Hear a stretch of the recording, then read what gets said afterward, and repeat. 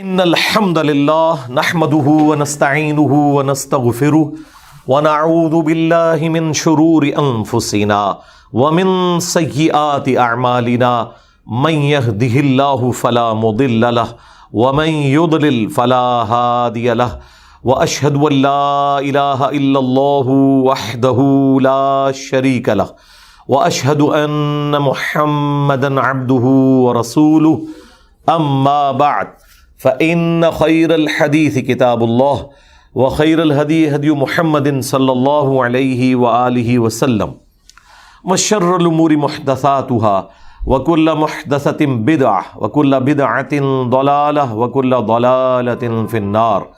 أعوذ بالله السميع العليم من الشيطان الرجيم من همزه ونفخه ونفثه. بسم الله الرحمن الرحيم. رب اشرح لي صدري ويسر لي امري واحلل عقدة من لساني يفقهوا قولي. بسم الله الرحمن الرحيم. ان الله وملائكته يصلون على النبي يا ايها الذين امنوا صلوا عليه وسلموا تسليما. اللهم صل على محمد وعلى ال محمد كما صليت على ابراهيم وعلى ال ابراهيم انك حميد مجيد. اللهم بارك على محمد وعلى آل محمد كما باركت على إبراهيم وعلى آل إبراهيم إنك حميد مجيد. اللهم ربنا آتنا في الدنيا حسنة وفي الآخرة حسنة وقنا عذاب النار. ربنا آتنا من لدنك رحمة وهيئ لنا من أمرنا رشدا. لا حول ولا قوة إلا بالله. سبحان اللہ وبحمدہ سبحان اللہ العظیم وبحمدہ یستغفر اللہ. آمین. الحمدللہ آج 16 اپریل 2023 کو سنڈے کے دن ہماری یہ قرآن کلاس نمبر 148 منعقد ہونے جا رہی ہے. پچھلی دفعہ قرآن کلاس نمبر 59 کے اوپر ہماری گفتگو کنکلوڈ ہوئی تھی. آج انشاءاللہ 60 نمبر آیت سے سٹارٹ لیں گے. اعوذ باللہ من الشیطان الرجیم. بسم اللہ الرحمن الرحیم. وما ظن الذین یفترون علی اللہ الکذب یوم القیامہ. اور کیا گمان ہے ان لوگوں کا جو جھوٹ باندھا کرتے تھے دنیا کی زندگی میں اللہ کی ذات پر کہ قیامت کے دن ان کا کیا حال ہوگا. اور یہ آیت ریلیٹڈ ہے پچھلی آیت کے ساتھ کہ جس میں مشرکین عرب نے اور یہود و نصارہ نے اپنی خود ساختہ شریعت بنا لی تھی، اپنی مرضی سے چیزوں کو حلال اور حرام ڈکلیئر کرتے تھے. اس کے وعید کے طور پر اللہ تعالیٰ نے ارشاد فرمایا کہ ان کا اب کیا گمان ہے کہ انہیں تو پتہ تھا کہ یہ سب کچھ اپنی مرضی سے کر رہے ہیں اور ان کے ان معاملات کا کوئی لینا دینا نہیں ہے اللہ تعالیٰ کی وحی کے ساتھ. تو اب یہ کیا گمان کرتے ہیں کہ ان کے ساتھ آخرت میں کیا ہونے والا ہے. یعنی انہیں اپنے انجام کا خود پتہ ہے. ان اللہ لذو فضل علی الناس. بے شک اللہ تعالیٰ بالضرور فضل فرمانے والا ہے لوگوں پر. ولکن اکثرہم لا یشکرون.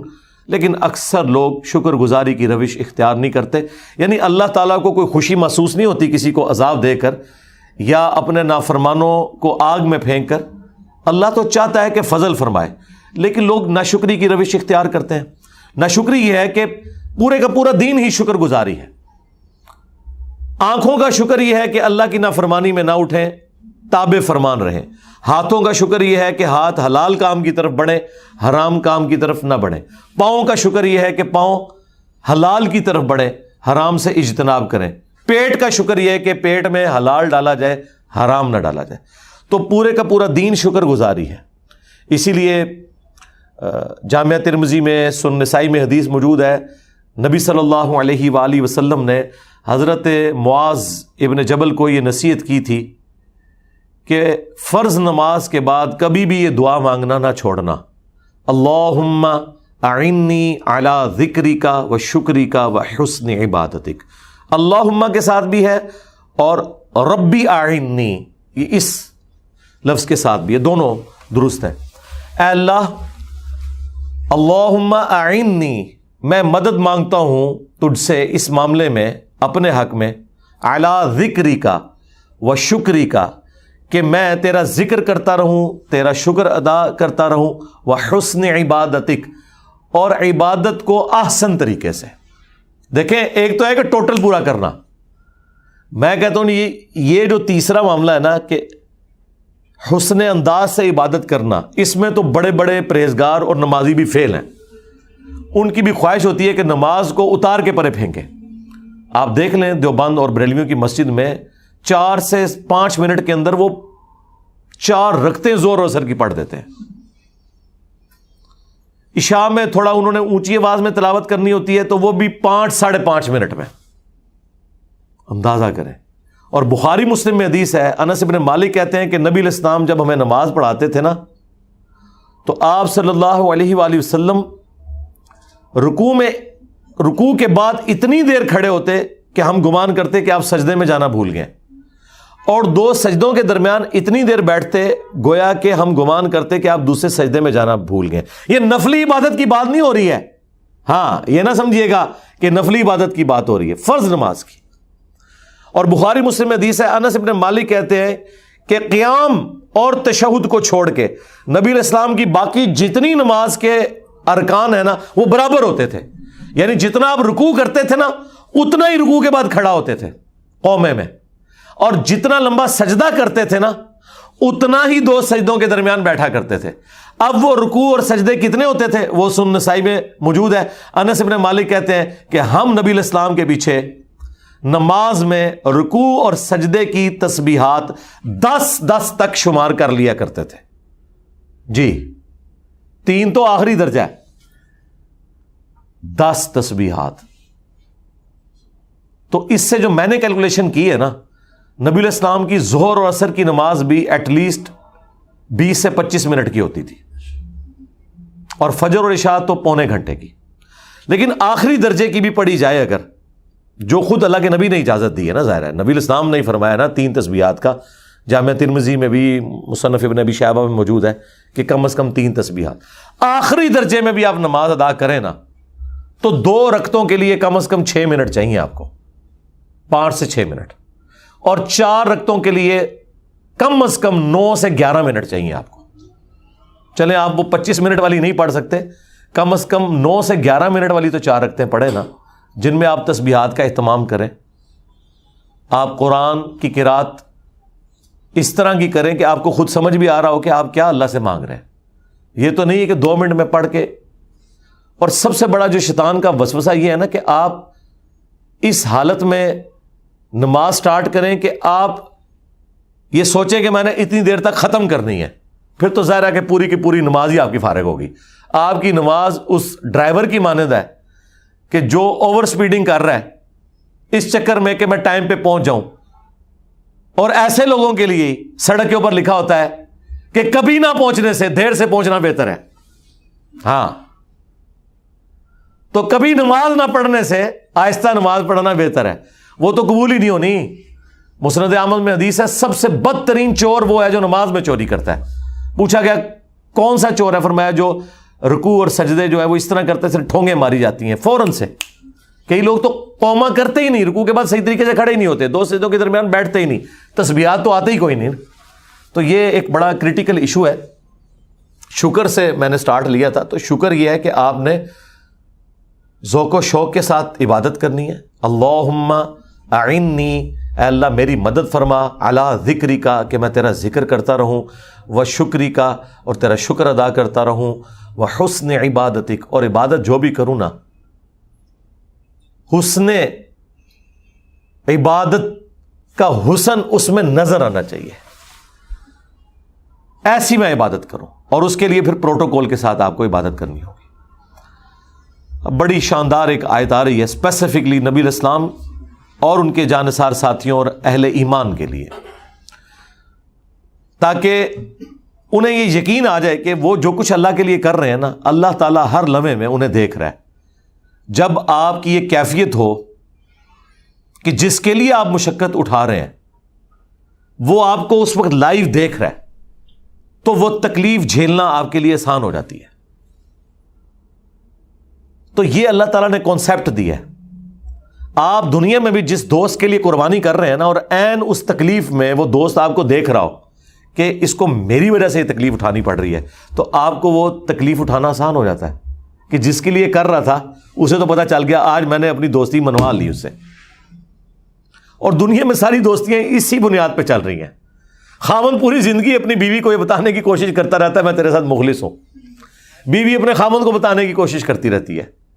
اور کبھی زندگی میں کبھی کبھار اس طرح کے لمحات بھی آتے ہیں کہ وہ این ایونٹ یہ ڈیسائیڈ کر دیتا ہے کہ آج جو ہے نا میرے خاوند نے میرے لیے سٹینڈ لیا ہے، یا آج میری بیوی نے میرے لیے سٹینڈ لیا ہے. وہ ایک لمحہ آپ کی پوری زندگی کے اوپر بھاری ہوتا ہے، کیونکہ آپ منوانے میں کامیاب ہو جاتے ہیں اور وہ تکلیف گزارنا بھی آپ پہ آسان ہو جاتا ہے اگر آپ تکلیف میں بھی ہوں. تو جس اللہ کے لیے ہم یہ زندگی تکلیف میں کاٹتے ہیں، اگر آپ کو یہ یقین ہو کہ عین اس لمحے میں اللہ آپ کو دیکھ رہا ہے تو تکلیف جھیلنا آسان ہے. لوگ کہتے ہیں حسین ابن علی نے اتنی بڑی قربانی کربلا میں کیسے دی؟ بھائی حسین ابن علی ریئل ٹائم یہ چیز فیل کر رہے تھے کہ اس وقت میں اپنے رب کی خاطر، اس کے محبوب کے دین کی خاطر یہاں آیا ہوں. ان کے لیے وہ تکلیف جھیلنا آسان ہوگی، اور یہی اس طرف اشارہ ہے. وما تکون فی شأن، اور اے نبی تم کسی حال میں بھی ہو، وما تتلو منہ من قرآن، اور جب کبھی بھی تم قرآن کی تلاوت کر رہے ہوتے ہو کبھی ایسا نہیں ہوتا، ولا تعملون من عمل، اور نہ کوئی عمل تم کر رہے ہوتے ہو نیکی کا. یہ تین چیزیں گنوائیں کہ کوئی بھی کام کر رہے ہو، قرآن کی تلاوت کر رہے ہو، یا کوئی بھی عمل کر رہے ہو، الا مگر یہ کہ اس حال میں ہوتا ہے کننا علیکم شہودا، ہم اس وقت دیکھ رہے ہوتے ہیں تمہیں کہ نبی تم اس وقت. بلکہ اللہ نے تو قرآن میں یہاں تک کہا کہ اے نبی جب آپ غزوہ بدر اور احد میں صحابہ کی صفیں سیدھی کروا رہے تھے قتال کے لیے تو ہم آپ کو دیکھ رہے تھے اس وقت. ہاں، حضرت نوح علیہ السلام کے بارے میں قرآن میں آیا کہ اے نوح ہماری آنکھوں کے سامنے اور ہماری انسٹرکشنز کے مطابق وہ کشتی بنا. وہ اتنی بڑی کشتی بنانا ان کے لیے آسان ہو گئی، کیونکہ ہر لمحے پہ جب اللہ آپ کو بتا رہا ہو کہ اہلا پھٹا ایتھے لانا ہے، ایتھے کیل ٹھوکنا ہے، آپ ذرا اس کی لذت کو فیل کریں. اور قرآن میں آیا کہ ہماری آنکھوں کے سامنے اور ہماری وحی کے ذریعے وہ کشتی تیار کر.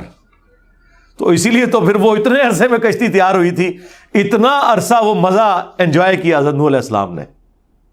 جس طرح کہ موسیٰ علیہ السلام سے جب اللہ نے گفتگو کی، سوال تو صرف اتنا پوچھا تھا کہ تیرے ہاتھ میں کیا ہے، اس کا جواب تو یہ تھا عصا ہے. لیکن انہوں نے اس پہ اکتفا نہیں کیا، کہا یہ میرے ہاتھ میں عصا ہے، اس کے ذریعے میں اپنی بھیڑ بکریوں کے لیے پتے بھی جھاڑتا ہوں. کس کو بتا رہے تھے؟ اللہ کو. اللہ کو تو پتہ ہے. یہ بات کرنے کی لذت لینا ہوتا ہے. تو اللہ تعالیٰ فرما رہا ہے کہ جب کبھی بھی تم کسی حالت میں ہوتے ہو، قرآن کی تلاوت کر رہے ہو یا کوئی بھی نیکی کا عمل، اس حال میں کہ اللہ اس وقت تمہیں دیکھ رہا ہوتا ہے. اذ تفیضون فیہ، جب تم اس کام میں مشغول ہوتے ہو. اس کانٹیکسٹ میں وہ بخاری مسلم حدیث ہے کہ اللہ تعالیٰ سب سے زیادہ متوجہ ہو کر وقت کے پیغمبر کو سنتا ہے جب وہ قرآن کی تلاوت کر رہا ہوتا ہے. تو نبی اسلام اس لیے بڑے شوق سے قرآن کرتے تھے، اس کی تلاوت کیا کرتے تھے. اس لیے تو اتنا لمبا قیام بھی ہوتا تھا، نمازوں کا بھی اور نوافل کا بھی. تو جب تم ان کاموں میں مشغول ہوتے ہو اللہ تمہیں دیکھ رہا ہوتا ہے. وما يعزب عن ربك من مثقال ذرة في الارض ولا في السماء، اور اے نبی تمہارے رب کی نگاہوں سے کوئی ذرے کے برابر بھی چیز نہ تو زمین میں اور نہ آسمان میں. ولا اصغر من ذلك ولا اکبر، اور نہ ذرے سے کوئی چیز کم نہ زیادہ.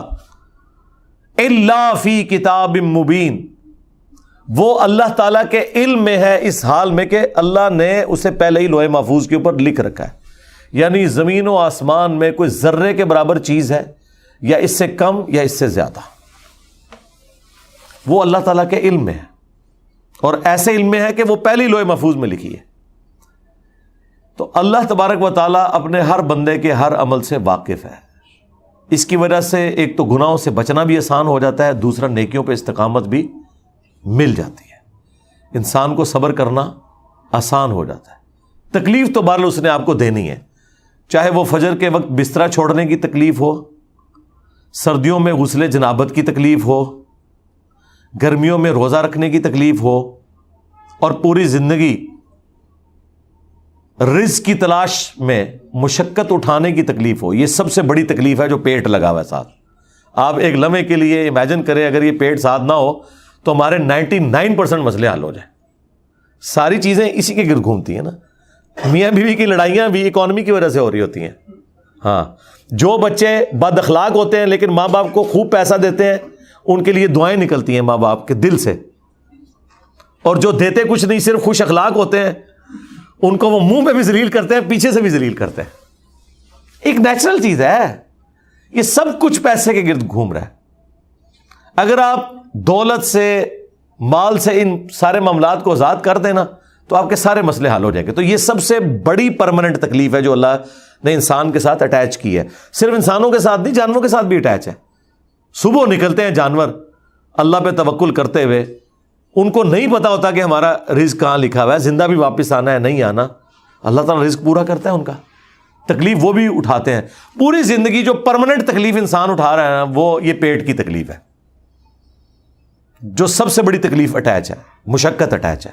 لیکن ظاہر ہے کہ یہ ایک سینسٹیو چیز ہے، اسی لیے پھر رزق حلال کے اوپر اتنی ایمفسائز کیا گیا اور رزق حرام کی اتنی مذمت کی گئی کہ انسان حیران رہ جاتا ہے کہ نیکیوں پہ اتنا نہیں ابھارا گیا جتنا ان چیزوں کے اوپر زور دیا گیا، حقوق اللہ کے بعد حقوق العباد والے معاملات کے اندر۔ تو یہ سب کچھ اللہ تعالیٰ نے لوح محفوظ میں پہلے ہی لکھ رکھا ہے کہ کس کو کیا تکلیف آنی ہے، اس نے اس کے اگینسٹ کیا پرفارم کرنا ہے، اس نے اللہ کی کیسے تابع فرمان رہنا ہے۔ یہ ساری کی ساری چیزیں اللہ تعالیٰ نے لوح محفوظ میں لکھی ہوئی ہیں پہلے سے ہی۔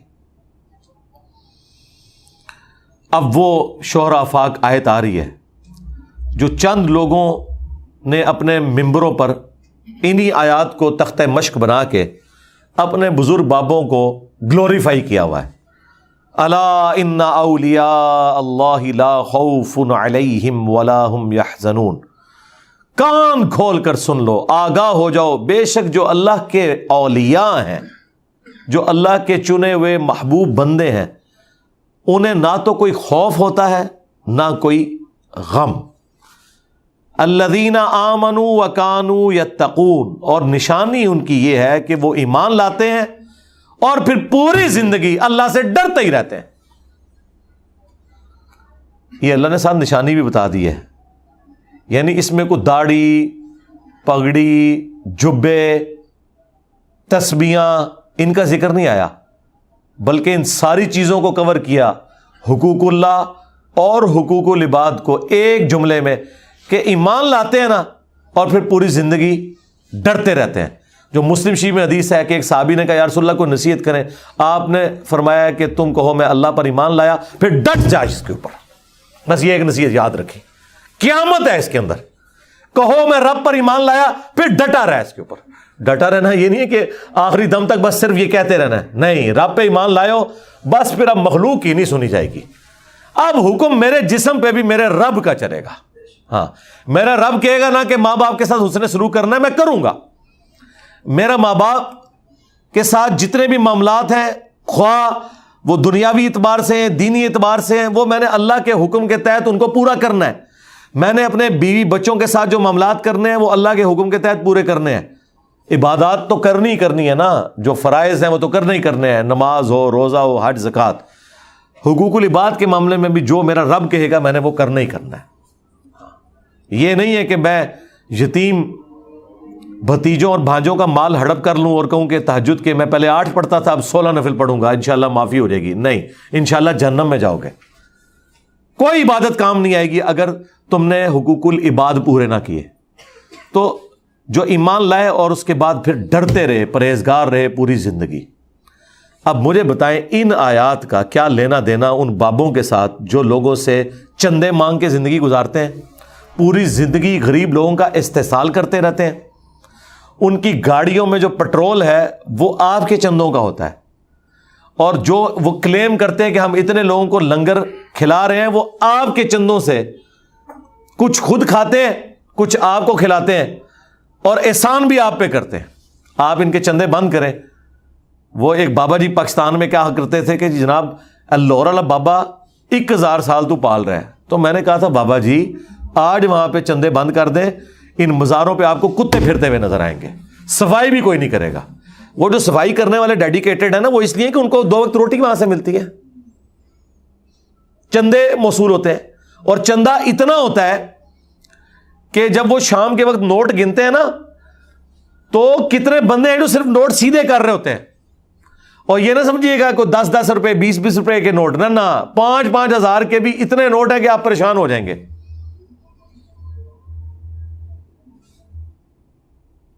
درجنوں لوگ تو نوٹ گن رہے ہیں اور انہی سے ہی یہ سارے معاملات چل رہے ہوتے ہیں، اور آپ کو دھوکہ یہ دیا ہوا ہے کہ روحانی طور پہ چل رہے ہیں. محکمہ اوقاف تنخواہیں ان کو دیتا ہے، ان کی آمدن ان مزارات سے ہوتی ہے، تب یہ چلتا ہے. تو یہ خام خواہ آپ کو ان لوگوں کی طرف لگایا ہوا ہے کہ جی وہ جس طرح ہمارے وہ ایک بزرگ کہتے ہیں کہ جی IMF قرضہ نہیں دے رہا تو کوئی مسئلہ نہیں، آپ داتا صاحب کے دربار پہ چلے جائیں، اندازہ کرو. اور بھائی وہ دربار تو خود چندوں پہ چل رہا ہے، پاکستانیوں کے چندے پہ. انہوں نے کو پہلے پاکستانیوں نے چندے واپس کرو. جس طرح ہم IMF کے مقروض ہیں نا، یہ دربار سارے پاکستانی عوام کے مقروض ہیں. ہاں، ایران میں وہ کہا جاتا ہے کہ گورنمنٹ آف ایران جو ہے وہ مشہد کی مقروض ہے. وہاں پہ بہت بڑا مزار ہے امام علی ابن موسیٰ رضا کا علیہ السلام. تو وہاں پہ تو لوگ سونے کی، عورتیں اپنی بالیاں اور کڑے بھی جو ہے نا وہ نذرانے کے طور پہ پھینک کے چلی جاتی ہیں. اتنا مال ہوتا ہے وہاں پہ. تو یہ چندوں کے اوپر یہ سارے معاملات چل رہے ہوتے ہیں. تو اللہ تو فرما رہا ہے نیک بندے وہ ہیں کہ جو نہ کسی خوف میں ہوتے ہیں نہ غم میں، یعنی انہیں کوئی پیٹ کا خوف نہیں ہوتا کہ ہمیں لوگوں نے کھلانا ہے. وہ خود اللہ کہ نبی کی سنت کے مطابق رزق حلال کماتے ہیں، انہیں کوئی غم نہیں ہوتا. یہ تو ہر وقت خوف اور غم کی کیفیت میں رہتے ہیں. سارے پیروں نے باڈی گارڈ رکھے ہوئے، آپ دیکھ لیں، نہیں رکھے ہوئے. ایک ٹائم کا وہ 2 کلو جو ہے چھوٹا گوشت کھاتے ہیں، اس کے بغیر تو وہ سٹارٹ ہی نہیں ہوتے. وہ بھی بھنا ہوا بغیر روٹی کے، ڈائریکٹ مسالے والا گوشت. تو وہ تو بیچارے ہر وقت خوف اور غم کی حالت میں رہتے ہیں. تو اللہ کے بندے وہ ہیں جو اللہ کے ساتھ اپنا تعلق مضبوط کریں. باقی تکلیف تو ظاہر دنیا میں آنی ہے. یہ نہیں ہونا کہ کوئی ولی اللہ بیٹھا ہے اس کے پاس ایک پٹاخہ چھوٹے اور وہ یوں نہیں کرے گا. کرے گا. دیکھیں عطا القادری صاحب جلسے کے دوران اسپیکر میں سے جب وہ پھٹنے کی آواز آئی ہے تو ان کی کیا حالت ہوئی ہے. اس کے علاوہ بھی سارے اولیاء اللہ اسی طرح ہی کرتے ہیں، ایسے تو کوئی مسئلہ نہیں ہے. تو یہ وہ ڈسکس نہیں ہو رہا. یعنی دنیا اور آخرت میں اللہ کے ساتھ ان کا تعلق ایسا ہے کہ وہ مخلوق کا نہ کوئی خوف رکھتے ہیں، نہ کوئی اس اعتبار سے غم رکھتے ہیں کہ ہمیں کوئی تکلیف پہنچا سکتا ہے. اور نشانی ہے کہ وہ ایمان لاتے ہیں اور پرہیزگاری کی روش اختیار کرتے ہیں. ہر وقت اللہ سے ڈرتے رہتے ہیں کہ میں نے کوئی عمل ایسا نہیں کرنا کہ میرا رب مجھ سے ناراض ہو جائے. تو یہ ہیں جی اولیاء اللہ. تسی بڑھائے رہے ہیں بابے جو نماز بھی نہیں آمدی، ان کے لیے ہے لہم البشرا فی الحیات الدنیا. ایسے لوگوں کے لیے دنیا کی زندگی میں بھی خوشخبری ہے، وفی الآخرہ اور آخرت میں بھی. لا تبدیل لکلمات اللہ، اور اللہ کے کلمات نہیں بدلتے. یعنی اللہ نے یہ جو فیصلہ کیا ہے نا کہ ایسا ہوگا ایسا ہی ہوگا. ذالک هو الفوز العظیم، اور یہی ہے سب سے بڑی کامیابی. اصل کامیابی یہ ہے. اصل جیتا وہ جو آخرت کے دن جیت گیا، اور اصل میں ہارا وہ جو آخرت کے دن ہار گیا. اسی لیے کہا گیا کہ آخرت کا دن ہے یوم التغابن. سورہ تغابن میں آیا ہار اور جیت کے فیصلے کا دن. اللہ کے کلمات نہیں بدلتے. اللہ کا یہ فیصلہ ہے کہ جو دنیا میں پیغمبروں کی پیروی کرے گا آخرت میں نہ اسے کوئی خوف ہوگا نہ غم ہوگا. یہ بات یہاں پہ اس لیے کی جا رہی ہے کہ دنیا میں ایسا ہوتا ہے کہ آپ کی محنت کا رزلٹ 0 سے ملٹیپلائی ہو جاتا ہے. آخرت میں ایسا نہیں ہوگا. دنیا میں تقدیر بھی غالب آ جاتی ہے. آپ ارادہ بھی کرتے ہیں، کوشش بھی کرتے ہیں، رزلٹ اپوزٹ نکلتا ہے. کیوں؟ کہ دنیا میں اللہ نے تقدیر کے معاملات رکھے ہیں. آزمائش کے لیے آپ کو آپ کا متعلقہ رزلٹ نہیں ملے گا. لیکن آخرت میں ایسا نہیں ہوگا.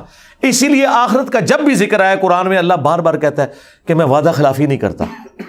دنیا میں انسان کو بعض اوقات یہ فہم آتا ہے کہ وعدہ خلافی ہوگی, میں نے محنت کی تھی رزلٹ اپوزٹ نکلا. وہ وعدہ خلافی نہیں ہوتی, اگرچہ بظاہر ایسا ہی ہوتا ہے کہ رزلٹ اپوزٹ آتا ہے, لیکن دنیا میں اللہ نے یہ آزمائش کے طور پہ رکھا ہے کہ آپ کی محنت کا رزلٹ آپ کو نہیں ملے گا, مل بھی سکتا ہے.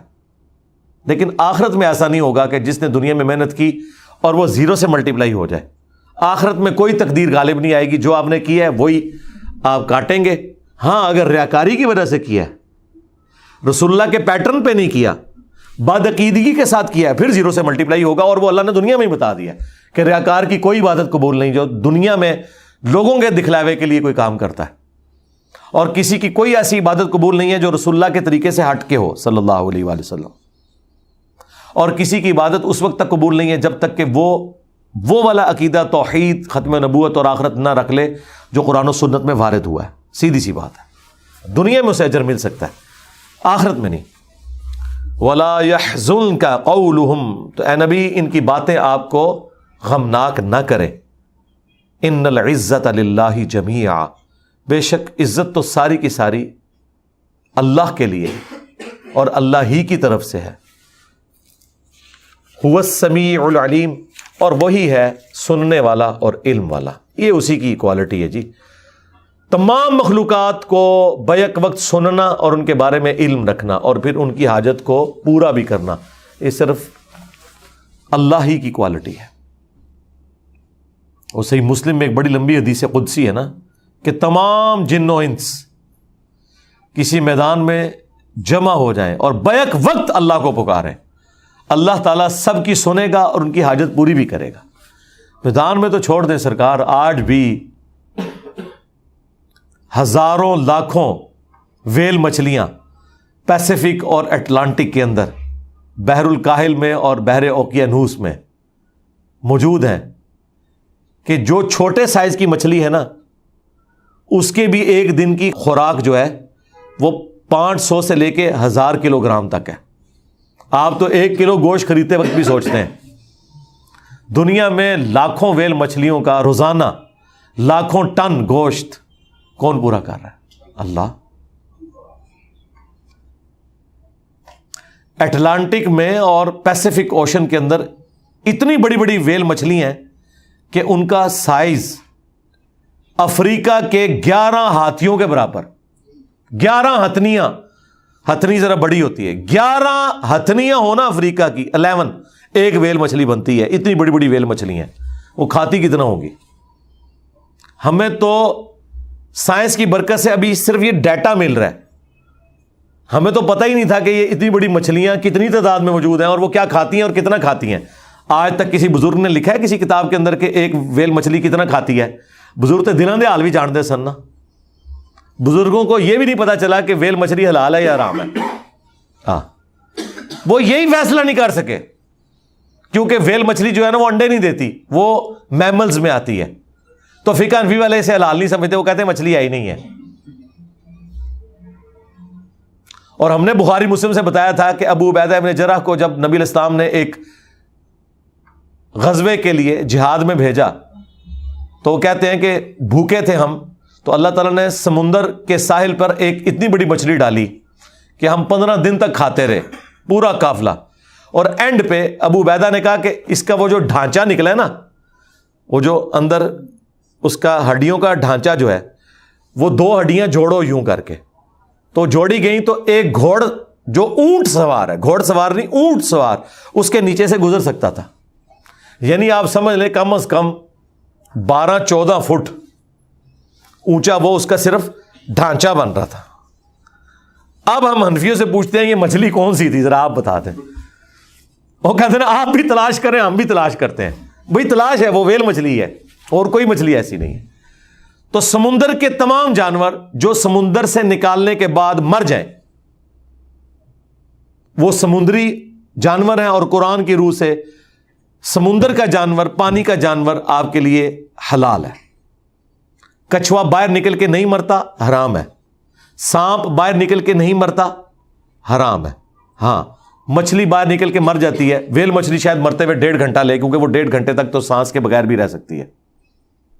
اچھا، اسی طریقے سے کیکڑے وہ کئی گھنٹے نکال جاتے ہیں لیکن الٹیمیٹلی وہ بھی مر جاتے ہیں.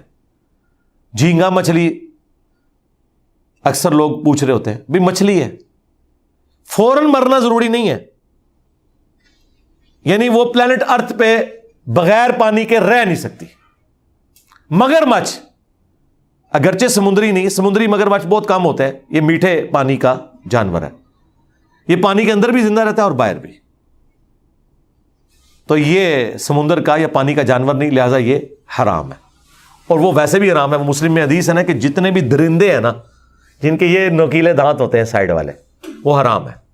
چاہے وہ درندے چرنے والے جانوروں میں ہوں یا اڑنے والے جانوروں میں ہوں، جس طرح عقاب ہے، باز ہے، گوشت خور ہے، درندہ ہے، یہ حرام ہے. اور زمین میں چلنے والے ریچھ، کتا، خنزیر، کیونکہ وہ اومنیورس ہے. آپ پتا خنزیر گوشت خور بھی ہے، سبزی خور نہیں ہے صرف، اس لیے تو خنزیر کے بارے میں مینشن کیا گیا. باقی تو اس کی ساری چیزیں جو ہے نا وہ وہی ہیں جو مویشیوں کی ہوتی ہیں، لیکن یہ اس کی چیز ایک ڈفرنٹ ہے، اسے حرام قرار دیا گیا کیونکہ وہ درندے میں اسے شمار کیا گیا. شیر درندے میں شمار ہوا ہے،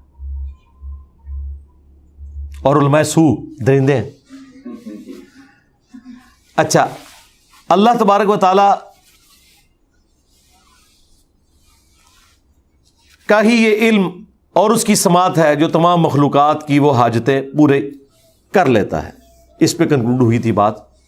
الا ان للہ من فی السماوات ومن فی الارض، آگاہ ہو جاؤ بے شک اللہ ہی کے لیے ہے جو کچھ آسمانوں میں ہے اور جو کچھ زمین میں، یعنی اللہ ہی اس کا مالک ہے. وما یتبع الذین یدعون من دون اللہ شرکاء، اور کس کی پیروی کر رہے ہیں جو لوگ پکار رہے ہیں اللہ کے سوا اور شریکوں کو. شکر ہے یہاں پہ ترجمہ انہوں نے پکار کا پکار ہی کیا، ورنہ یہ پیر کرم شاہ صاحب بھی جہاں پہ بھی پکارنے کی باری آتی ہے تو عبادت کر رہے ہیں. ہاں، تاکہ اس طرف دماغ جائے نہ کہ یہ پکارنا بھی عبادت ہے. یہاں دیکھیں یدعون آیا ہے، یعبدون نہیں آیا. تو عبادت، پکارنا بھی عبادت ہے. الدعاء هو العبادہ، دعا ہی تو عبادت ہے جو حدیث شریف میں آیا. پھر حضور نے اپنی بات کی تصدیق میں آیت بھی تلاوت کی، یہ ترمذی میں، نسائی میں حدیث موجود ہے. ادعونی استجب لکم، اے میرے بندو مجھ سے مانگو میں قبول کروں گا. ان الذین یستکبرون عن عبادتی، جو لوگ بے شک میری دعا سے تکبر کرتے ہیں، عبادت سے تکبر کرتے ہیں، میں انہیں ذلیل و خوار کر کے جہنم میں داخل کروں گا. اللہم لا تجعلنا منہم، اللہم اجرنا من النار. تو اللہ تعالیٰ فرما رہے ہیں کہ کس کی پیروی کر رہے ہیں کہ اللہ کے سوا اور ہستیوں کو پکار رہے ہیں. پھر اللہ نے خود ہی جواب دے دیا، ان یتبعون الا الظن، یہ اپنے گمان کی پیروی کر رہے ہیں. کہتے ہیں نا میرا وجدان تو یہ کہتا ہے جی، ساڈا تے عقیدہ ہے جدوں ہی اتنے جائی دینا جی کام ہوتا ہے، یہ اس کی پیروی کر رہے ہیں. وَإِنْهُمْ إِلَّا يَخْرُصُونَ، اور یہ تو صرف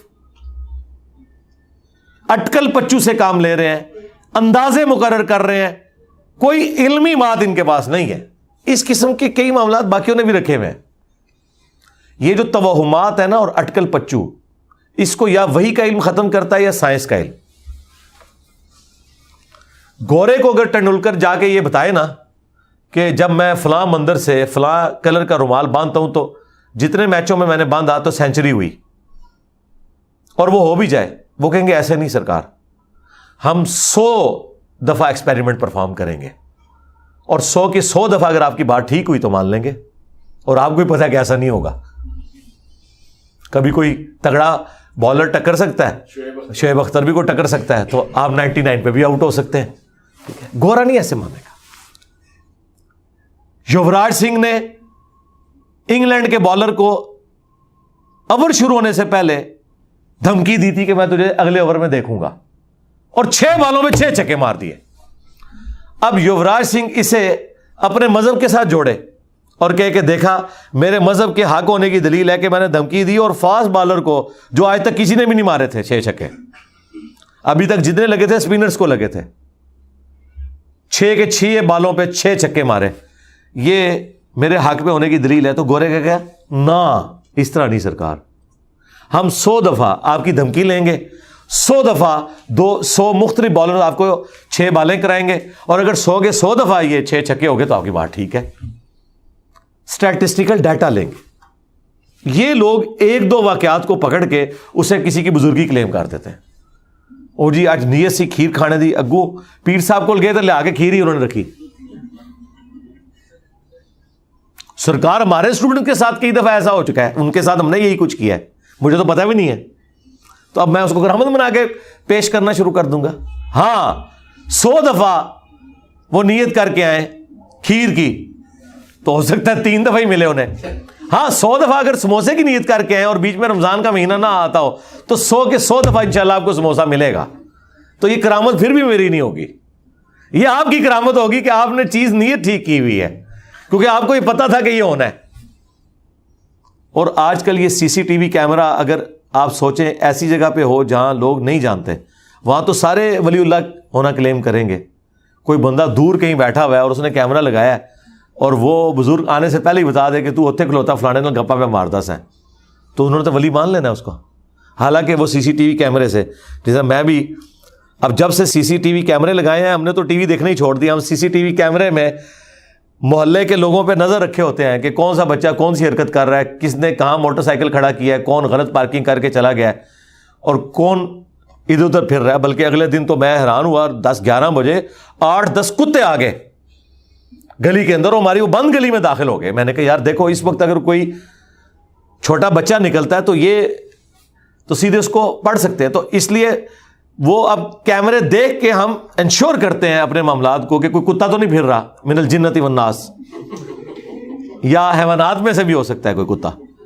تو یہ ان کیمروں کا کتنا فائدہ ہے۔ یہی اگر پرانے بزرگوں کے پاس ہوتے تو وہ تو اپنے مریدوں کو بٹ بنا کے رکھتے تک جی پہلے ہی دستا ہے، انہوں تو بارو ہی پتہ لگ گیا سی کہ ایب ہے۔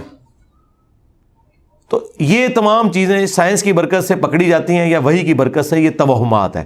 اسی لیے اسلام نے ہمیں حکم دیا وَلَا تَقْفُ مَا لَيْسَ لَكَ بِهِ عِلْم، اے انسان کسی چیز کی پیروی اس وقت تک مت کرنا جب تک تیرے پاس ڈیفینیٹ علم نہ آ جائے۔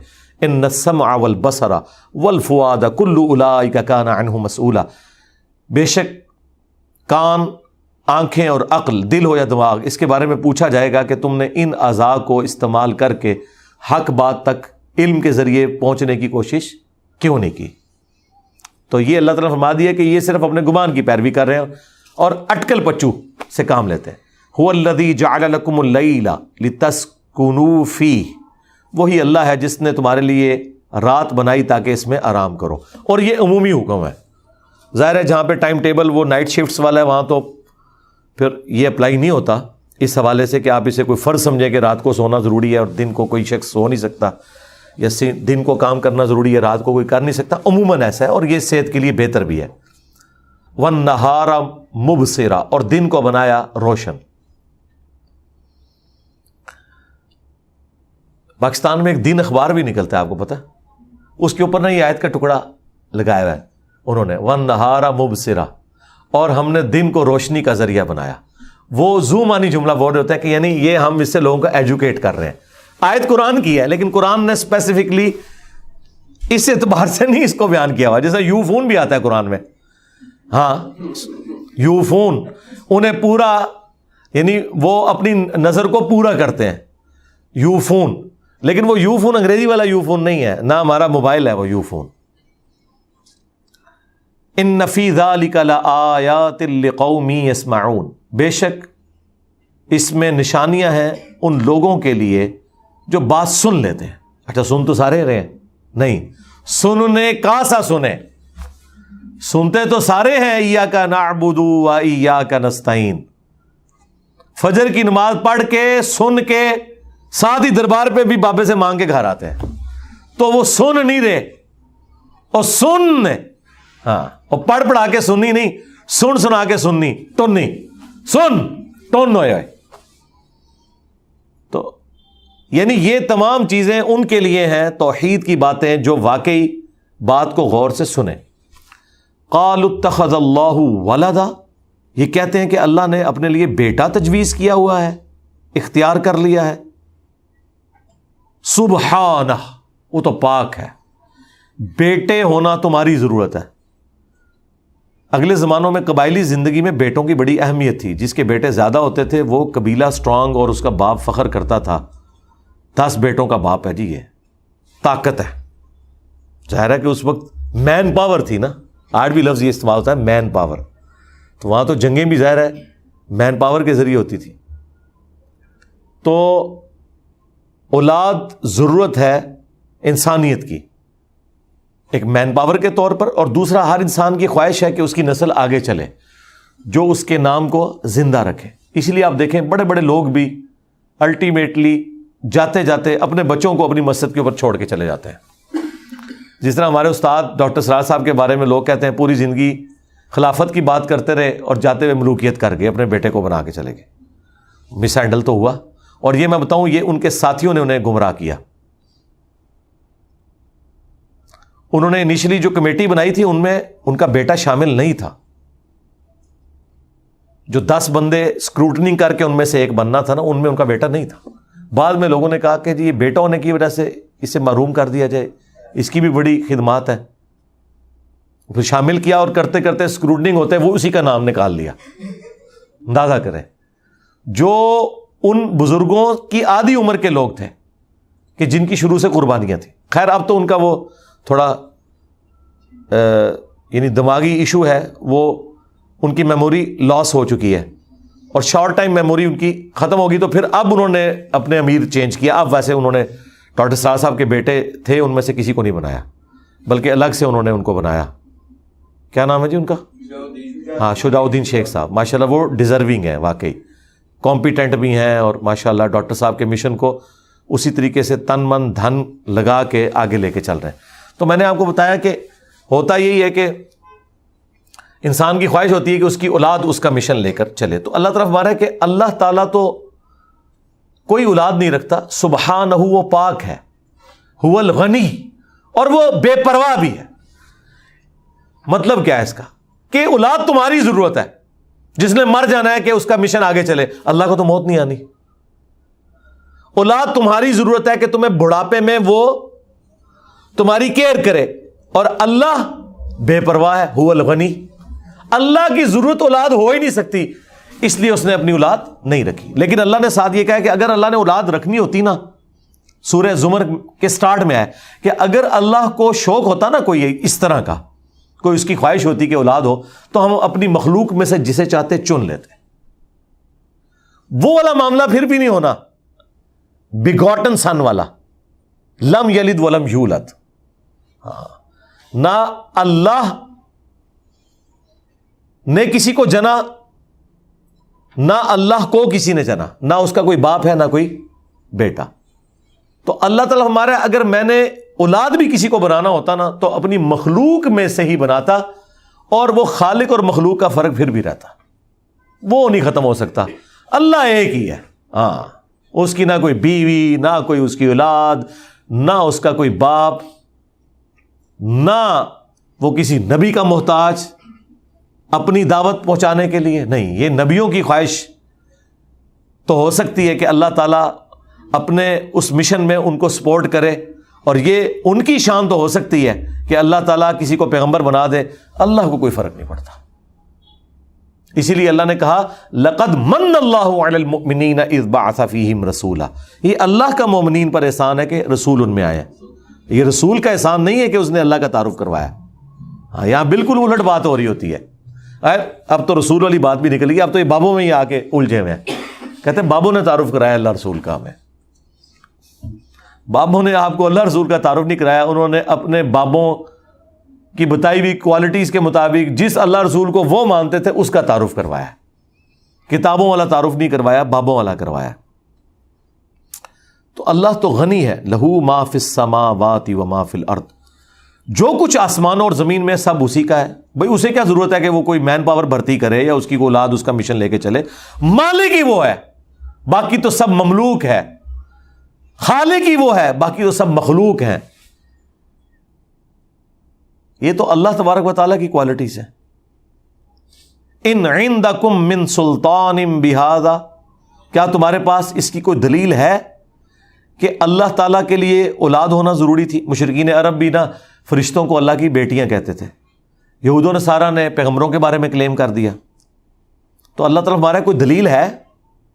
جس طرح آپ سے یہ لڑ پڑتے ہیں نا جب کوئی کتے لکھے ہے، یہ اللہ تعالیٰ یہ کہہ رہے کتے لکھے ہے، کوئی دلیل ہے؟ اتقولون علی اللہ ما لا تعلمون، یا پھر تم اللہ کے اوپر وہ جھوٹ باندھ رہے ہو کہ جس کا تمہیں علم ہی نہیں ہے. یہی بات ہے، تم بغیر علم کے اللہ کے اوپر جھوٹ بول رہے ہو. ولا تقولوا علی اللہ الا الحق، مت بولو اللہ کے بارے میں سوائے اس کے جو حق بات ہے، اور وہ حق بات وہی ہوگی جو پیغمبر سکھائیں گے.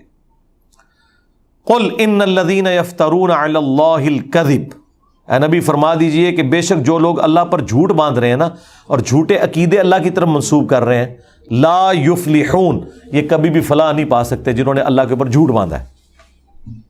متاع فی الدنیا، ہاں دنیا میں ہم انہیں متاع دے دیں گے، دنیا میں ہم اپنے نافرمانوں کو بھی گزارنے کے لیے روزی دیں گے، تابع فرمان لوگوں کو بھی. ثم الینا مرجعہم، اس کے بعد انہیں لوٹ کر ہماری ہی طرف آنا ہے. ثم نذیقہم العذاب، پھر ہم انہیں چکھائیں گے مزہ عذاب کا، اور عام عذاب نہیں، نذیقہم العذاب الشدید بما کانوا یکفرون، سخت ترین شدید ترین عذاب بسبب اس کے جو دنیا میں وہ کفر کی روش اختیار کیا کرتے تھے. تو آخرت میں اللہ تعالیٰ ان سے بدلہ لے گا. دنیا میں جو ڈھیل ہے وہ اللہ تعالیٰ کا ڈیوائن پلان ہے کہ دنیا میں ڈھیل دیتا ہے. یہ نہیں ہے کہ کوئی اللہ تعالیٰ تیاری کر رہا ہے، نہیں، تیاری پہلے دن سے ہی ہے. مخلوقات کو پیدا کرنے سے پہلے ہی اللہ کی تیاری ہے کہ کیا کرنا ہے اپنے نافرمانوں کے ساتھ اور کیا انعام دینا ہے اپنے تابع فرمان لوگوں کو. یہ جنت اور جہنم انسان کی پیدائش سے پہلے اللہ تعالیٰ نے تیار کی ہوئی ہے. اب یہ اتنی سخت گفتگو عقیدہ توحید کے حوالے سے، آخرت کے حوالے سے، انسان بور نہ ہو جائے. اب اچانک روئے سخن جو ہے وہ انبیاء کے واقعات کی طرف جا رہا ہے. یہی قرآن کا اسلوب ہے کہ آپ قرآن پڑھ کے بور نہیں ہوتے. یہ نہیں ہے کہ ایک آپ نے سورت کھولی ہے تو ایک ہی ٹاپک ڈسکس ہو رہا ہے، نہیں. اسی لیے یہ اللہ کے خطبات ہیں. خطبے میں انسان سخت بات بھی کرتا ہے، نرم بات بھی کرتا ہے، مثال بھی بیان کرتا ہے، کوئی مزاح کی بات بھی کرتا ہے کہ لوگ بور نہ ہو جائیں، اور کوئی واقعہ بھی سنا دیتا ہے انٹرسٹ کے طور پہ. اب وہی ذکر آ رہا ہے. وَاتْلُ عَلَيْهِمْ نَبَأَ نُوحٍ، اے نبی ان پر پڑھ کر سنائیے نوح علیہ السلام کی خبر. اذ قال لقومہ، جب انہوں نے اپنی قوم سے کہا تھا، یا قومی، اے میری قوم، ان کان کبر علیکم مقامی، کہ دیکھو اگر میرا اللہ کے لیے قیام کرنا، اس کی توحید کے لیے کھڑا ہونا تمہیں برا گزر رہا ہے نا، وتذکیری، اور میرا تمہیں نصیحت کرنا، بآیات اللہ، اللہ کی آیات کے ساتھ، فعلی اللہ توکلت، تو دیکھو میں نے تو اللہ پر توکل کیا ہوا ہے. اگر تمہیں یہ برا لگتا ہے توحید کی باتیں سننا اور تمہیں مجھ پہ غصہ آتا ہے واضح و نصیحت کے اگینسٹ، تو میں نے تو اللہ پر توکل کیا ہے، میں نے اللہ کا مشن پورا کرنا ہے. فَأَجْمِعُوا أَمْرَكُمْ وَشُرَكَاءَكُمْ، تو تم بھی اپنے سارے معاملات متفقہ طور پر دیکھ لو اور سارے مخالفین کو، اپنے شریکوں کو جمع کر لو. ثُمَّ لَا يَكُنْ أَمْرُكُمْ عَلَيْكُمْ غُمَّةً، پھر نہ ہو تمہارا یہ فیصلہ کہ تم مجھ پر مخفی رکھو اور کر گزرو جو تم نے کرنا ہے. ثم اقضوا الی ولا تنظرون، جو تم سے ہو سکتا ہے نا کر گزرو، کوئی میرا معاملہ ڈھکا چھپا نہ رکھو، تم نے جو میرے لیے کرنا ہے نا کر کے دیکھ لو اور مجھے کوئی مہلت بھی نہ دو. ولا تنظرون، یہ نبی کا کانفیڈنس ہوتا ہے. جن کو لوگ ڈراتے ہیں نا کہ ہمارے بتوں کی مار تم پہ پڑ جائے گی، تو پھر آگے سے وہ یہ بات کرتے ہیں کہ جو کچھ ہو سکتا ہے نا کر کے دیکھ لو، مجھے اللہ پر توکل ہے، میں نے اللہ کی بات پہنچانی ہے. فَإِن تَوَلَّيْتُمْ، بس اگر تم منہ موڑو گے، فَمَا سَأَلْتُكُم مِّنْ أَجْرٍ، تو دیکھو میں نے تم سے کوئی اجر ڈیمانڈ نہیں کیا. تبلیغ کے عوض میں نے کوئی تم سے اجرت نہیں مانگ لی، یہ میں فی سبیل اللہ کام کر رہا ہوں. ان اجری الا علی اللہ، میرا اجر تو نہیں مگر میرے اللہ پر، قیامت کے دن وہ مجھے اس تبلیغ کا اجر دے گا. وَأُمِرْتُ أَنْ أَكُونَ مِنَ الْمُسْلِمِينَ، اور مجھے تو خود اللہ تعالیٰ نے اس بات کا حکم دیا ہے کہ سب سے پہلے میں اللہ کا تابع فرمان بنوں، میں مسلم ہو جاؤں، میں سر تسلیم خم کروں. یعنی مراد یہ ہے کہ میں صرف تمہیں آخرت کا ڈر نہیں سنا رہا، میں نے بھی نمازیں پڑھنی ہیں، میں نے بھی شرک سے بچنا ہے، میں نے بھی حرام سے بچنا ہے. جو کچھ میں تمہیں کہہ رہا ہوں نا، سب سے پہلے میں خود اللہ کا تابع فرمان ہوں، میں تو خود ڈیپینڈنٹ ہوں اس کے اوپر کہ میں اس کی ڈیوٹی پوری کر رہا ہوں، صرف تمہیں بتانے نہیں آیا. دنیا میں تو ہوتا ہے نا کہ لوگ صرف بتاتے ہی ہیں. اور یہ بات پیغمبروں کو اس لیے کرنی پڑی کہ پیغمبروں سے پہلے جو ان قوموں میں سردار تھے نا، وہ قوموں کو لیڈ کر رہے ہوتے تھے، اور سردار کیا کرتے تھے؟ استحصال کرتے تھے. ان سے تو کام لیتے تھے، خود کچھ نہیں کرتے تھے، صرف بادشاہت کرتے تھے. اور پھر وہ بادشاہی کے عوض الٹا ان سے چندے بھی وصول کرتے تھے، ٹیکس بھی لیتے تھے، تاوان وصول کرتے تھے. کتنی بدماشی ہے. اب یہ دو باتیں ایسی کمزوریاں اٹیچ تھیں ان بڑوں کے ساتھ جو رول کرتے تھے اپنی قوم پر. اب پیغمبروں نے بھی تو اپنی قوم پر رول کرنا ہے نا، ظاہر ہے انہیں لوگوں نے لیڈر ماننا ہے. تو دونوں بیماریاں، نٹوریس چیزیں، پیغمبر خود اناؤنسمنٹ کرتے تھے کہ ہمارا کوئی ارادہ نہیں ہے بھائی چندے بٹورنے کا، ہمیں اللہ اجر دے گا، لہذا یہ اپنے دماغ سے نکال دو. کیونکہ فرعون نے بھی کہا تھا نا، یہ بڑا بننا چاہتا ہے یہاں موسیٰ، کیونکہ جو کچھ وہ خود کر رہے تھے نا، جو کام انہوں نے ڈالا ہوا تھا، وہ سمجھتے تھے کہ پیغمبر بھی یہی کام کریں گے. نہیں. اور دوسرا، میں صرف زبانی کلامی باتیں نہیں کر رہا، بلکہ میں نے بھی اسی طریقے سے اللہ کا حکم ماننا ہے جس طرح تم نے ماننا ہے. ہمارے نبی سے نہیں 3 دفعہ کہلوایا گیا، قل انی اخاف ان عصیت ربی عذاب یوم عظیم. نبی تم فرماؤ کہ میں تو خود اس بات کا خوف رکھے ہوئے ہوں کہ اگر میں نے بھی اپنے رب کی نافرمانی کی تو بڑے دن کا عذاب مجھے بھی آ پکڑے گا. اب مجھے بتائیں، اس کے بعد اگر کسی کو سمجھ نہ آئے اور لوگ کسی کے کہنے پر سبحان اللہ کہیں جو یہ دعویٰ کرے کہ میں اس وقت تک جنت میں نہیں جاؤں گا جب تک کہ اپنے سارے مرید جنت میں لے نہ جاؤں، تو اس پہ تو پڑھنا چاہیے لعنت اللہ علی الکاذبین، جھوٹوں پہ اللہ کی لعنت. کیونکہ پیغمبر کے جیسا ہے ہی کوئی نہیں. یہ فراڈیے بابے تو شاہی کوئی نہیں. فراڈ کر رہے ہیں، جھوٹ بول رہے ہیں آپ سے. اور یہ حق بجانب ہے یہ کہنے میں کہ قرآن حدیث ڈائریکٹ نہ پڑھنا، گمراہ ہو جاؤ گے. کیونکہ قرآن حدیث میں تو یہ لکھا ہوا ہے کہ پیغمبر کہہ رہے ہیں کہ دیکھو ہم کوئی چندہ تم سے نہیں مانگتے، اللہ ہمیں دے گا اجر. اور دیکھو ہم خود بھی اللہ کو اسی طریقے سے اوبے کریں گے جس طرح تم سے کروا رہے ہیں. جبکہ بادشاہ کیا کرتے تھے اور قوم کے سردار کیا کرتے تھے کہ چندے ان سے لیتے تھے، اپنے اوپر لگاتے تھے، ان پہ رول کرتے تھے، اور کام بھی ان سے کرواتے تھے، خود کچھ نہیں کرتے تھے. بالکل الٹ. اسی لیے آپ دیکھتے ہیں کہ ہمیشہ غریب لوگ پیغمبروں پر ایمان لے آتے ہیں. دیکھا آپ نے وہ جو بخاری میں موجود ہے، ابو سفیان کا جو مکالمہ ہوا تھا کیسر روم کے ساتھ ایمان لانے سے پہلے. ہاں، تو اس نے یہ پوچھا تھا کہ بتاؤ امیر لوگ ایمان لا رہے ہیں غریب؟ اس نے کہا کہ نہیں، وہ غریب ہی لا رہے ہیں. انہوں نے کہا ہاں، پیغمبروں پہ غریب لوگ ایمان لاتے ہیں. کیوں بھائی؟ غریب آدمی کا تو حال ویسا ہی ہے. یہ سمجھانے کے لیے کہ وہ ایک بیل کوئی چوری کر کے لے کے جا رہا تھا نا، تو اس بیل کو کسی نے کہا کہ شور ڈالو. اس نے کہا کیا مسئلہ ہے؟ اس نے بھی مجھے گھاس ڈالنی ہے، اس نے بھی گھاس ڈالنی ہے، ادھر بھی میں نے مزدوری کرنی ہے، ادھر بھی مزدوری کرنی ہے. بیل کو تو کوئی فرق نہیں پڑتا کہ اس کا مالک کون ہے. اس کی کیا ہمدردی ہو اپنے مالک کے ساتھ؟ اس نے بھی خدمت کرنی ہے، اس نے بھی کرنی ہے. لہذا غریب لوگ ہیں، ان کو فرق نہیں پڑتا کہ ان کا مالک یہ ہے یا وہ ہے. اس لیے غریبوں کو بات پہلے سمجھ آ جاتی ہے. وہ کہتے ہیں اچھا اگر یہ مالک ہو کے ہم پہ رول کر سکتا ہے تو مجھے بھی اختیار ہونا چاہیے کہ میں اپنا مالک بدلوں. یہ تو میرے ساتھ زیادتی بھی کرتا ہے، ہو سکتا ہے کوئی دوسرا مجھے بہتر مل جائے. اور پھر دوسرا مالک ایسا ہو کہ جو اپنے صحابہ کے ساتھ اگر کسی سفر میں پڑاؤ پہ ہے تو خود لکڑیاں چن کے لائے. ہائے ہائے ہائے. صحابہ نے اگر پیڑ پہ ایک پتھر باندھا ہوا ہے تو اس سردار نے 2 پتھر باندھے ہوئے ہوں اپنی بھوک کو کم کرنے کے لیے. تو پھر سرکار لوگ تن من دھن نہ لٹا دیں ایسے سردار کے اوپر، وہ بھی اسی طریقے سے تابع فرمان ہو. اور سردار ایسا ہو کہ چندے نہ لیتا ہو، خود لگاتا ہو. بخاری مسلم میں حدیث ہے، نبی علیہ السلام کے سامنے جب مکروز کا جنازہ لایا جاتا تھا، آپ کہتے تھے میں جنازہ نہیں پڑھوں گا، تم لوگ پڑھ لو. تا وقت کہ کوئی امیر شخص اس کے قرضہ اتارنے کی ذمہ داری قبول نہ کر لے. کتنا بھلا وقت تھا, لوگوں کی ذمہ داری بھی لے لیا کرتے تھے. اور اسی حدیث میں الفاظ ہیں کہ جب اللہ تعالیٰ نے اپنے پیغمبر کو وسعت دی غزوہ خیبر کے بعد مال غنیمت, قرآن میں آ گیا کہ 5واں حصہ رسول اللہ ان کے رشتہ داروں اور حضور کے مہمانوں کے لیے مال غنیمت کا, بیت المال کا. تو اللہ نے وسعت دے دی. تو نبی علیہ السلام پھر جب کوئی مقروض کا جنازہ آتا تھا نا, تو آپ کہتے تھے اس کا قرضہ میں اتاروں گا. اندازہ کریں.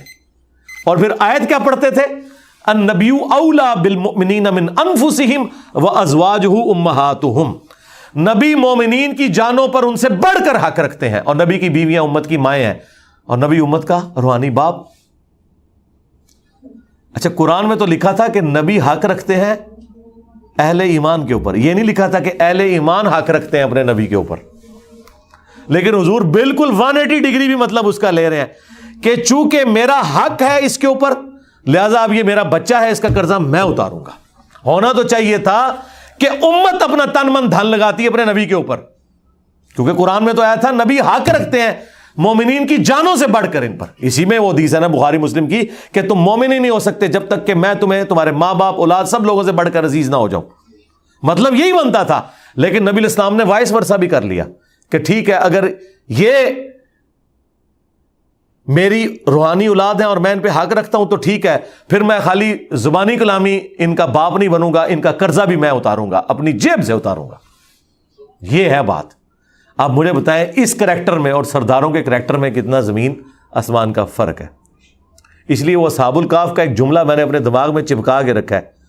وہ جب وہ اصحاب الکاف قید ہوتے ہیں نا, اور وہ ویڈیس جو رومن امپائر کا فوجی ہوتا ہے وہ ان کے ساتھ مکالمہ کرتا ہے کہ تم لوگ بادشاہ کی دقیانوس کی بات مان لو, کیوں قتل ہونا چاہتے ہو, تمہیں اپنی جان کی فکر نہیں ہے. تو وہ آگے سے کہتے ہیں ہمیں اپنی جان کی تو فکر ہے کہ ہم آخرت میں اپنی جان اللہ کے عذاب سے بچا لیں.